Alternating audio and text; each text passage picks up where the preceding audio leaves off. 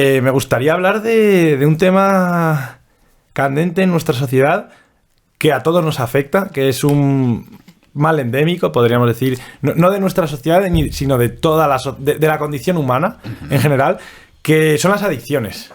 Y me gustaría tratar tanto las adicciones a las drogas, como las adicciones al juego, a la ludopatía, o adicciones a la televisión, a demás cosas. Entonces, si quieres empezar, bueno, me gustaría empezar hablando qué es una adicción y cómo funciona el cerebro, por qué hay algunos que son adictos y otros no. Bueno, tu pregunta, si me lo permite, está mal formulada. Vale. En el sentido de que no se puede decir que haya gente adicta y gente que no lo sea. La adicción o la tendencia, la vulnerabilidad a la adicción, del tipo que sea, es un continuo. Hay gente que es más vulnerable o menos vulnerable. Te pongo en mi caso, ¿no? Yo me hice un estudio genético hace ya unos años en una compañía muy famosa que seguro conoces, que es 23andMe.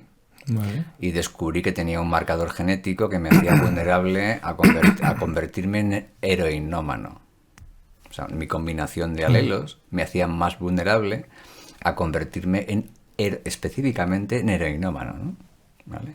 Entonces, eso hace que... eso es un marcador genético, pero puede haber otro tipo de variables a ese nivel que aumenten mi vulnerabilidad. Igual que tengo una mayor vulnerabilidad, podría tener, por ejemplo, esto me lo estoy inventando, Sí. pero podría tener una mayor vulnerabilidad a desarrollar un cáncer llegado a un cierto momento de mi vida. ¿Vale? Nadie discute eso. Oye, a lo mejor tienes vulnerabilidad genética a ese nivel, ¿no? O sea, de hecho te pregunta el médico, ¿ha habido antecedentes de su familia de este cáncer que tiene usted? O de esta cardiopatía que tiene usted, y nadie discute de que hay una conexión a ese nivel, ¿no? Sin embargo, a nivel psicológico, como que la gente tiene más reservas, ¿no? Que tiene que ver con la genética. Ya, hay un poco ahí... Y no, o sea, ¿por qué separamos el tema más físico y más psicológico? En realidad, lo físico y lo psicológico es la misma cosa, ¿no? Sí. ¿No es lo mismo? Bueno, pues aquí ocurre a ese nivel, ¿no? A nivel genético puede haber una mayor vulnerabilidad a las adicciones, eso por un lado, y en segundo lugar también depende de las circunstancias que has experimentado en tu vida. O sea, si yo no he tenido nunca oportunidad de jugar a la lotería, no me puedo hacer adicto a eso, ¿no? Correcto. Por ejemplo. Si no he tenido la oportunidad de probar, que fue mi caso, por cierto, la heroína, pues no me convierto en heroína. O sea que esa combinación de características que tienen que ver con mi genética y de las circunstancias por las que he transitado en mi vida es lo que puede hacer que mi mayor vulnerabilidad se materialice o no. Vale. ¿Y eso cómo se formula? Porque tú decías, tú tienes cierta vulnerabilidad genéticamente o una predisposición a poder convertirte o ser un heroinómano en potencia. Uh-huh. Vale, pero ¿y por qué? O sea, ¿cuál es el código genético que hay en el cerebro o cómo funcionan los neurotransmisores para que cuando tu cuerpo esté en contacto con la heroína o entre en vena o entre por donde sea, digas, me vuelvo adicto a esto y sin embargo, por ejemplo, a la cocaína no? Bueno, pues eso es una cuestión bioquímica al final, ¿no? Entonces ese tipo de estudios lo están haciendo en la actualidad los neurocientíficos, los genetistas moleculares, los biólogos, o sea, son, como te decía hace un ratito, son consorcios internacionales que están analizando qué tipo de... cómo se va desde la genética a ese tipo de transmisores y al comportamiento, que al final es lo que cuenta, ¿no? O sea, yo tengo que hacer algo propositivamente por ejemplo, a través de mis redes de amistades. En la adolescencia, ponte por caso, ¿no? Sí. Eso está muy estudiado en el ámbito de la criminología. En la adolescencia hay una mayor probabilidad de que te metas en problemas. Probabilidad. Probabilidad no es determinismo, ¿vale? Vale. Hay una mayor probabilidad.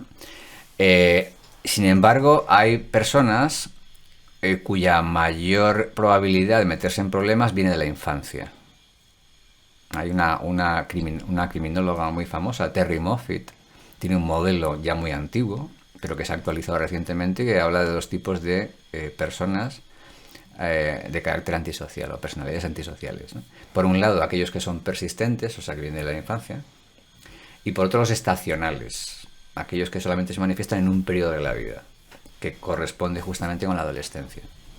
Y plantea en su modelo algo muy bonito, porque además hace que dos tipos de explicaciones sean verdad, que aparentemente son contradictorias, ¿no? El comportamiento antisocial persistente, que viene de la infancia, se explica a nivel biológico. O sea, hay una predisposición biológica en la persona que hace que tenga más probabilidad de meterse en problemas. Y luego está el estacional, que tiene que ver con las redes de amistades, con ponerse en riesgo, pero por aquello de que mola y tal. Sí. Pero es más temporal. Eso va a remitir espontáneamente si no ocurre nada raro. Como por ejemplo que pillemos a la gente adolescente haciendo cosas que son típicas de su edad y que les metamos en algún tipo de centro de reclusión. Ya. Eso va a ser negativo, ¿eh? Claro. Va a tener un impacto negativo, ¿no? Entonces, ¿qué dos tipos de explicaciones hace coherentes estos dos tipos de personalidad antisocial? Por un lado, la biológica, no, hay algo en la persona, que es el persistente, o hay algo en el contexto, por ejemplo, las redes de amistades, que sería más favorable una explicación más sociológica. O sea, las dos tienen razón, pero para explicar fenómenos distintos. Conectados pero distintos. O sea, que el que, por ejemplo, empieza a consumir un alucinógeno, por ejemplo, o un psicoactivo depresivo, por un tema de redes que comentas de amistades, esas personas tienen más posibilidades luego de dejarlo o de decir, mira, esto es algo paulatino, que Exacto. estoy ahora pues consumiendo cierta distancia, pero lo dejo rápido. O lo voy a dejar más rápido que igual otro que empieza... Tiene más probabilidad, efectivamente, de poder superar esa fase, ¿no? Vale. Problemática. Vale. Y tú, bueno, ahora... Por eso no es buena idea, Luis, ¿Sí? Intentar explicar un fenómeno con una sola explicación. Ya. Sí, que tiene no ningún todo en la sentido. vida es blanco y negro. Es que Exactamente. hay como una costumbre de decir o así o así, ¿no? Hay grises. Y no, o sea, es más multicausal. Correcto.